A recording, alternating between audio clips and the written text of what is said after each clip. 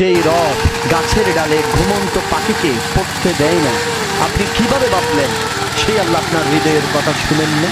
আপনি কিভাবে ভাবলেন সেই আল্লাহ আপনার কথার সাড়া দিচ্ছে না?